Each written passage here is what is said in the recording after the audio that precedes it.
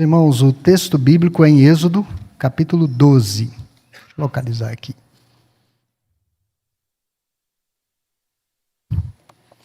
A leitura será a partir do verso 29. Assim diz a palavra do Senhor. Aconteceu que à meia-noite feriu o Senhor todos os primogênitos na terra do Egito, desde o primogênito de Faraó, que se assentava no seu trono, até o primogênito do cativo, que estava na enxovia, e todos os primogênitos dos animais. Levantou-se Faraó de noite, ele, todos os seus oficiais e todos os egípcios, e fez-se grande clamor no Egito, pois não havia casa em que não houvesse morto. Então, naquela mesma noite, Faraó chamou a Moisés e a Arão e lhes disse: Levantai-vos, saí do meio do meu povo, tanto vós como os filhos de Israel, ide, servi ao Senhor como tendes dito. Levai também convosco vossas ovelhas e vosso gado, como tendes dito, ide-vos embora, e abençoai-mo também a mim. Os egípcios apertavam com o povo, apressando-se em lançá-los fora da terra, pois diziam: todos morreremos. O povo tomou a sua massa antes que levedasse, e as suas amassadeiras atadas em trouxas com seus vestidos sobre os ombros. Fizeram, pois, os filhos de Israel conforme a palavra de Moisés, e pediram aos egípcios objetos de prata e objetos de ouro e roupas. E o Senhor fez que o seu povo encontrasse favor da parte dos egípcios, de maneira que estes lhes davam o que pediam, e despojaram os egípcios. Nós vamos até o 42. Assim partiram os filhos de Israel de Ramsés para Sucote, cerca de 600.000 a pé, somente de homens, sem contar mulheres e crianças. Subiu também com eles um misto de gente, ovelhas, gado, muitíssimos animais, e cozeram bolos asmos de massa que levaram do Egito, pois não se tinha levedado, porque foram lançados para fora do Egito, não puderam deter-se e não haviam preparado para si provisões. Ora, o tempo que os filhos de Israel habitaram no Egito foi 430 anos. Aconteceu que ao cabo de 430 anos, nesse mesmo dia, todas as hostes do Senhor saíram da terra do Egito.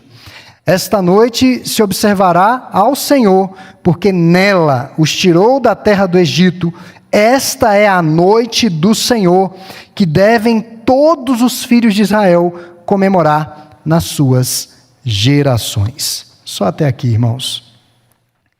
Finalmente, desde janeiro, nós estamos nessa expectativa da palavra final e da liberação do povo da terra do Egito sob as condições do Senhor, sob as condições de Deus. Quando praticamente todos os habitantes do Egito estavam dormindo, não sabemos exatamente a hora, mas muito provavelmente já à alta madrugada, veio o anjo da morte com um propósito fatal. Ele passou casa por casa, e as portas das residências que estavam pintadas, marcadas com sangue, indicavam um sacrifício feito pelo pecado daquela família. Então o anjo pulava essa casa. A família dentro daquela casa havia ouvido que poderia ser salva pelo sangue de um cordeiro. A nossa mensagem é basicamente sobre isso. A salvação, o êxodo, por meio do sangue de um cordeiro, era o sinal na porta que era um testemunho público de sua fé na palavra salvadora de Deus.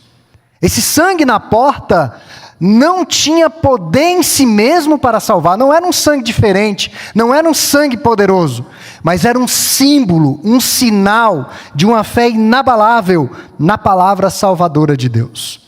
E pode observar, irmãos, que a nossa jornada cristã é repleta de símbolos. Nós acabamos de testemunhar o símbolo do batismo, o símbolo de fé na provisão salvadora do Senhor. Quando nos assentamos à mesa do Senhor, mensalmente pelo menos, é um símbolo da nossa fé na ressurreição do Senhor. A vida cristã é marcada por isso.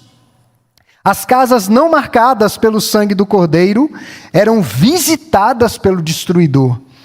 A vida dos primogênitos era automaticamente reivindicada, e aquela noite no Egito não foi uma noite de silêncio e não foi uma noite de repouso. Na antiguidade, as pessoas não tinham hábitos noturnos, não havia festas noturnas, não havia locais que funcionavam 24 horas por dia, não havia shopping center sem janela. Quando chegava a noite, era o momento de se recolher, de repousar, de restabelecer-se para o dia seguinte. Mas o sossego do Egito foi interrompido e, de repente, houve-se um grande clamor, é o que retrata os versos 29 a 30. Eu não sei se os irmãos certamente sim, muitos aqui são experientes, já passaram por situações assim, de parentes que recebem a notícia do falecimento de um ente querido. Já tiveram de dar a notícia? Já testemunharam como que a família fica desconjuntada, o desespero toma conta, o choro, o grito, o desespero. Os vizinhos saem, vão olhar o que está acontecendo, quem se feriu. Não, morreu fulano. Agora imagine isso em várias casas, várias residências, centenas, milhares de residências.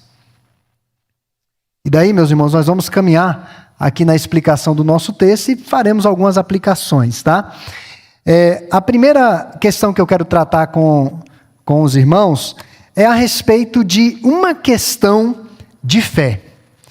A última praga foi literalmente um golpe fatal. Ao enviar a morte aos egípcios e ao mesmo tempo proteger o seu povo, na mesma noite em que o destruidor passou sobre a terra do Egito, o Senhor Deus protegeu o seu povo.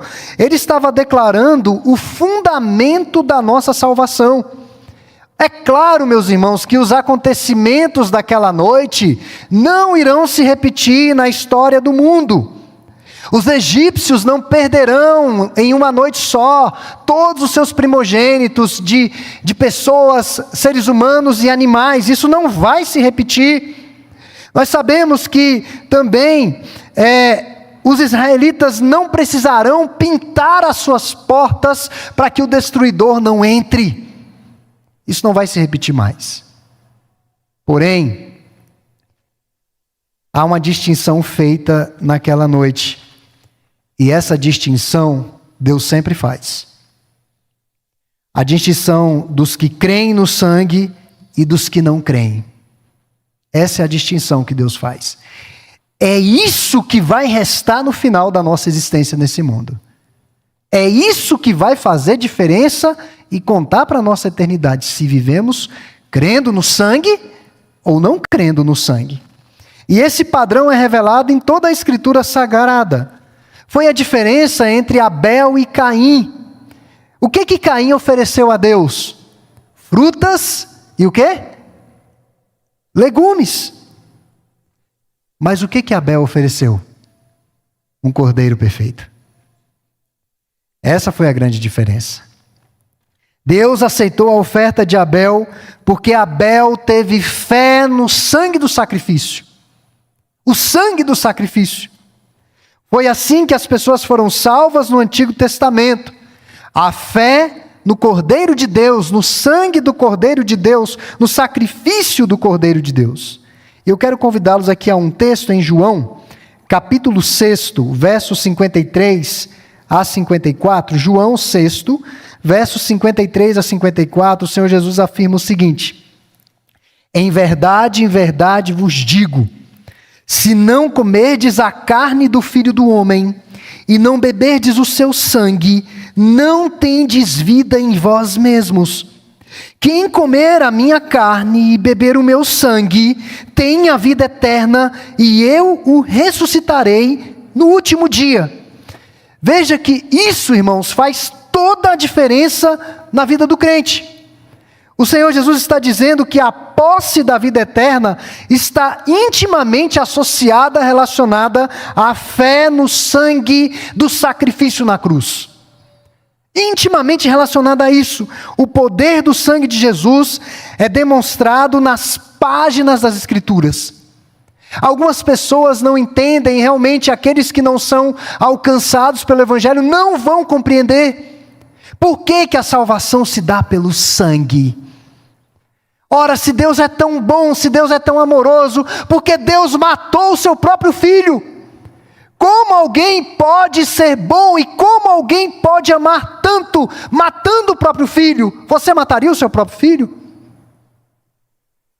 Muitos não entendem, porque o Evangelho se discerne espiritualmente. É o padrão do Antigo Testamento. O inocente tem que morrer pelo culpado. É o elevado padrão de justiça do Senhor. E lamentavelmente os egípcios não creram no sangue.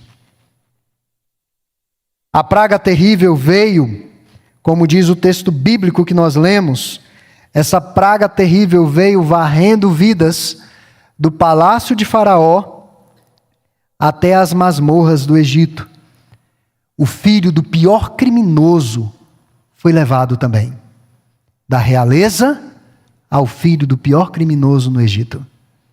Isso indica, meus irmãos, e nos dá uma noção de como serão as coisas no juízo final. Das prisões aos palácios, ou dos palácios às prisões, não importa a ordem, o juízo de Deus vai chegar. Há aqueles que parecem que são intocáveis na sua impiedade, na sua corrupção, parece que prosperam e nada os detém. O juízo de Deus vai chegar nos palácios, o juízo de Deus vai chegar em todos os antros e porões dessa terra, todos os lugares. Ninguém escapará do juízo de Deus, absolutamente ninguém. Não haverá tratamento VIP, não haverá tratamento especial. Hoje está em moda essa questão de ser VIP, inclusive igrejas com assento VIP, local VIP, pessoas que são melhores do que as outras. Não, o juízo de Deus não é assim. Ele vai do palácio às prisões, todos os lugares. Não importa se você foi rico ou pobre, Deus julgará todos pelos mesmos padrões. Ele não se importa com cor de pele, com dinheiro, com patrimônio que temos, os títulos que acumulamos, a empresa, o órgão público que trabalhamos, nem mesmo com o nível da nossa bondade. Deus não se importa com isso. O que importa para Deus é se temos fé no sacrifício do seu Filho. É isso que importa para Deus. A divisão entre salvação e condenação é marcada pelo sangue. Mas prosseguindo, uma noite terrivelmente insone. Você já teve noites insones? Noites que talvez você começou a dormir, acordou e não conseguiu dormir mais, preocupado, ansioso com alguma situação, ou talvez você nem conseguiu dormir, passou a noite acordado, o coração aflito, apertado.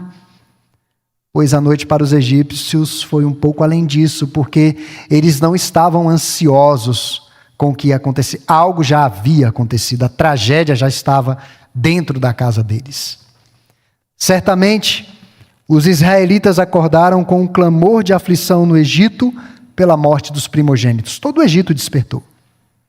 Em algum momento, pode ser sim que em algum momento, eles tremeram, eles ficaram tomados de medo e ansiedade em relação aos seus próprios primogênitos. Porque afinal de contas, o vizinho estava sendo visitado, havia sido visitado pelo destruidor. Será que esse destruidor não vai entrar aqui? Será que esse sangue na porta é suficiente para livrar o meu filho, o meu primogênito, para que a morte não entre na minha casa? Meus irmãos, em alguns podem ter vacilado e terem sido tomados dessa preocupação. Mas bastava olhar para o sangue. O sangue era sinal da sua salvação. Em nossa jornada, quando nós sentirmos medo, ansiedade, solidão, angústia, perdidos e até mesmo desesperados, nós precisamos olhar para a cruz e crer somente. Há momentos que os recursos em nosso derredor, os apoios se vão. E o que vai restar, irmãos? A nossa fé no ressurreto. Nós temos que crer somente. Verso 42, quero chamar a atenção dos irmãos aqui. Nos diz assim, vamos ler juntos o verso 42 de Êxodo 12, tá? Estamos em Êxodo 12. Leamos juntos? Esta noite se observará ao Senhor, porque nela os tirou da terra do Egito. Esta é a noite do Senhor, que devem todos os filhos de Israel comemorar nas suas gerações. Meus irmãos, Deus estava de olho na salvação do seu povo. Deus estava de olho para que a salvação acontecesse exatamente da maneira como Ele prometeu. Deus estava cuidando de cada detalhe. Nada escapava ao olhar do Senhor. Ele havia prometido resgatar o seu povo. Meus irmãos, nós não podemos confiar nem mesmo na nossa memória. Às vezes nós precisamos sair de casa, levar alguns objetos e esquecemos. Saiba que se isso aconteceu com você, não foi só com você. Em algum momento, isso vai acontecer se não aconteceu. Você precisa levar um documento, você precisa levar um objeto, e no meio do caminho, quando você lembra, ou então quando você chega no destino, você lembra, meu Deus, não posso confiar na minha mente, na minha memória. Será que eu posso confiar que Deus vai se lembrar? Será que eu posso confiar que Deus realmente está vendo e que Deus realmente se importa comigo? Ele havia prometido, irmãos, resgatar o seu povo. Havia prometido que os egípcios não os deixariam ir antes de serem afligidos por todas as suas maravilhas, por todas as suas pragas, por todos os seus golpes. Deus havia prometido que o povo não partiria de mãos vazias, de mãos abanando. Eles partiriam com despojos do Egito. Ele havia prometido que quando os salvasse, saberiam que Ele era o seu Deus, e os egípcios também. Não só os hebreus, mas os egípcios também saberiam quem era o Deus de Israel. E naquela noite, todas essas promessas se cumpriram. Todas elas. Foi a última praga. Os egípcios praticamente os expulsaram da terra. De Faraó aos demais. Entregaram tudo para eles. Ouro, prata, animais. Tudo que eles pediram. Contanto que eles saíssem da terra deles. Deus é fiel em todas as suas promessas. E tudo que Ele prometeu, certamente Ele vai cumprir. E pela fé, irmãos, nós perseveraremos até o fim da vida. Pela fé, nós entraremos na glória. Pela fé, nós ressurgiremos dos mortos. E pela fé, nós estaremos para sempre com o Senhor, por toda a eternidade. Essas devem ser as maiores aspirações cristãs. Pela fé, a salvação vai se consumar de maneira plena na minha vida e na vida da minha família. É por isso que nós batalhamos. Pela igreja, pela salvação dos perdidos também. Nós batalhamos por isso. Você que é crente já há algum tempo, já viu muitas pessoas, vou colocar dessa maneira, tá? Porque eu acho que foi isso mesmo. Eu não posso julgar porque eu não conheço o coração de ninguém. Mas certamente você já viu muitas pessoas entrarem na igreja. Professarem fé, serem membros da igreja, dizimarem, cantarem no coral, até pregar. Talvez você conheceu gente até que pregou, mas que não perseverou. Hoje não é crente. E saiba que o destino deles é a condenação. Não é a vida eterna, porque eles passaram um tempo na igreja. A igreja não salva ninguém. Quem salva é o sangue do Cordeiro. É andar crendo no ressurreto. Aqueles que perseverarem até o fim, esses é que serão salvos. Então Deus está mantendo, irmãos, a vigília. Ele está de olho para assegurar que tudo aconteça de acordo com o seu plano. Então não se preocupe com os percalços, com as dificuldades que lhe aguardam. Não se preocupe com nada disso. Deus está de olho. Naquela noite o Senhor estava de olho. Naquela noite o Senhor guardou o seu povo no momento de maior aperto. E apreensão, preocupação, tensão, angústia, incerteza no coração de alguns. Deus guardou o seu povo. Uma terceira e última verdade que eu quero destacar aqui, nessa explicação, é que é a rendição diante do poder do Senhor. A rendição diante do poder de Deus. Finalmente, a promessa da libertação acontecer exatamente como o Senhor disse. Faraó não apenas deixou ir, mas ele literalmente expulsou os hebreus do Egito. Literalmente expulsou. Ele não apenas, podem ir.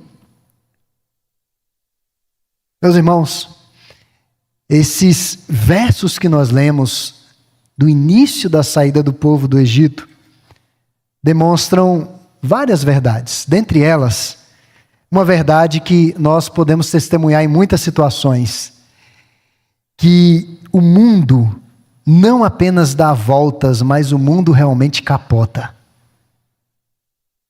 Ele não só dá voltas, ele capota. O homem mais poderoso do mundo, é rudemente despertado na madrugada para perceber uma verdade que estava diante dos seus olhos, mas ele não conseguiu perceber naquele período que Moisés rogava para liberar o povo. As coisas estão completamente fora do seu controle. Ele não poderia salvar o seu primogênito, ele não poderia salvar o primogênito dos seus súditos, ele não poderia sequer salvar o primogênito dos animais. Faraó havia dito a Moisés, lá no capítulo 10, verso 28, que jamais veria o rosto de Moisés de novo. Porque no dia que ele visse o rosto de Moisés, ele iria matar Moisés. Ele ameaçou Moisés de morte. Moisés, não quero ver mais o seu rosto. E se eu ver a sua cara novamente, você vai morrer. Foi isso que ele disse. Êxodo 10, 28. Olha como o mundo capota. Mas de madrugada, quando a coisa aperta, ele chama quem? Ele chama Moisés e ele chama o Arão no meio da noite. Ele havia tratado os hebreus como um verdadeiro lixo, escravos dele, recusando-se a reconhecer os seus direitos, os direitos básicos como seres humanos, o direito à liberdade, o direito de ser uma nação. Ele havia recusado reconhecer isso. Tratado o povo de Deus como escória, como lixo. E o mundo capotando. Manda chamar o Moisés. Manda chamar o Arão. E nessa passagem ele chama, na passagem que lemos, ele chama os filhos de Israel, ele os chama de filhos de Israel, filhos da aliança do pacto, reconhecendo-os como uma nação livre. Ele havia recusado dos israelitas adorarem o seu Deus. Lá em 5:2, quando iniciamos esses encontros, de Moisés com Faraó, e no capítulo 5, verso 2, ele diz assim: quem é esse Deus? Quem é o Deus dos hebreus? Por acaso eles têm Deus? Um desdém em relação ao Deus Todo-Poderoso. Ele diz: eu vou lhe mostrar quem eu sou. Mas agora, ele manda os hebreus servirem ao Senhor. Ele praticamente manda que eles sirvam ao Senhor. Diversas ironias e viradas de mesa aqui nesse desfecho, na saída do povo do Egito. Irônico que ele não apenas permitiu o povo sair, mas ele mandou que o povo fosse embora. Faraó cedeu a todas as exigências de Moisés, concebendo libertação incondicional aos israelitas. No final, Faraó pediu, e aí mais uma ironia, o mundo capotando, verso 32. No final, Faraó pede para Moisés abençoá-lo. O homem mais ímpio, comprovadamente com o coração empedernido, endurecido como a pedra, o negacionista do poder de Deus, da glória de Deus. E aqui no finalzinho ele diz: olha, pode ir embora, vou embora, adoro esse Deus e me abençoe. Meus irmãos, aqui eu quero finalizar com algumas aplicações importantes e que vão alcançar também a nosso MP, especialmente a última aplicação. A primeira delas é que a resistência à vontade de Deus será quebrada. Aqui nós vemos a consumação da promessa de Deus sobre isso. Todos que resistem à vontade do Senhor serão quebrados. Apesar de toda a dureza de coração, apesar de todas as vezes que disse não para Deus, e das vezes que disse sim e não cumpriu a sua palavra, ele teve de aceitar tudo sob os termos de Deus. Todas as tentativas de negociar com Deus. Saiam só os homens e alguns haveres. Deixem as mulheres. Levem as mulheres, mas deixem as crianças. Todas as tentativas dele negociar com a vontade de Deus caíram por terra. Ele teve que liberar tudo. Por isso que o texto diz: homens, mulheres, animais, despojos, tudo saiu com o povo. Meus irmãos, é mais prudente e sábio acatar de bom grado a vontade do Senhor para as nossas vidas. É mais prudente e sábio orarmos a Deus pedindo que a vontade dele seja realizada em nossas vidas. Custe o que custar. Doa quem doer. Que seja necessário sacrificar, mas que a vontade do Senhor seja plenamente realizada. Nós precisamos entregar tudo ao Senhor. É tudo mesmo. Sem reserva. Segunda lição.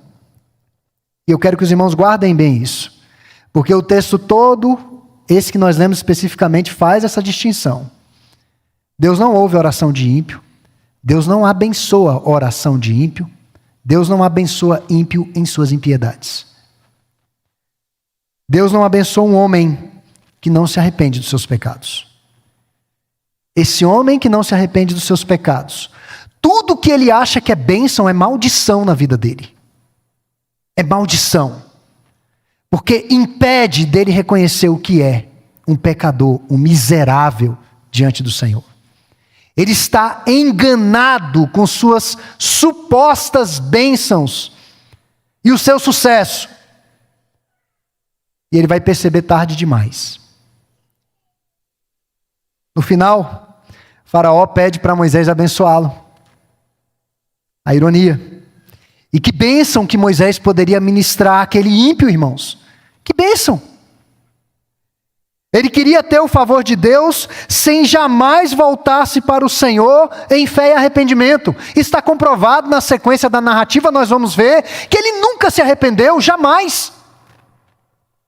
Ele queria apenas as bênçãos, sem assumir as suas obrigações, sem assumir a vergonha por ter afrontado o Senhor, por ter desobedecido ao Senhor, sem obrigação nenhuma. Não havia assumido nenhum tipo de responsabilidade pelos seus atos.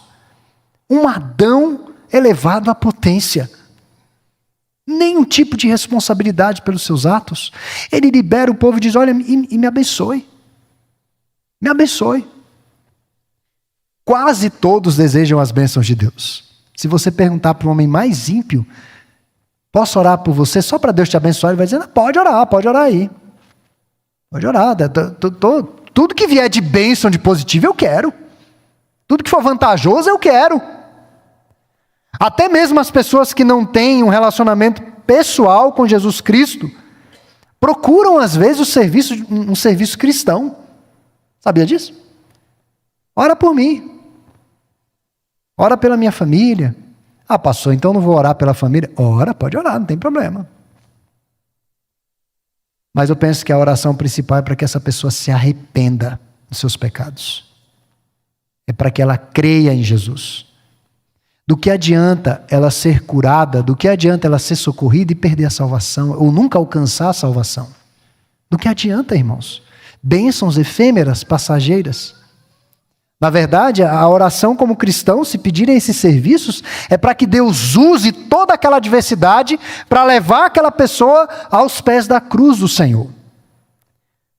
Pedem oração, querem conselhos espirituais, querem todo tipo de bênçãos que a igreja pode oferecer, que Deus pode oferecer. Mas a bênção de Deus é para aqueles que confiam no sangue.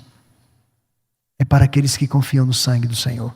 Em outras palavras, é para pessoas que reconhecem que são pecadoras e acreditam que Cristo pagou um preço de sangue por seus pecados, um sacrifício perfeito. E nos tempos de Moisés, Deus abençoou apenas aquelas pessoas que estavam protegidas pelo sangue. Somente aquelas. Hoje Deus abençoa aqueles que confiam em Cristo, que creem no sacrifício que Ele ofereceu pelo pecado na cruz. E se você não vier a Deus por meio da fé em Jesus Cristo, Deus não te abençoará. Lamento dizer isso. Deus não te abençoará.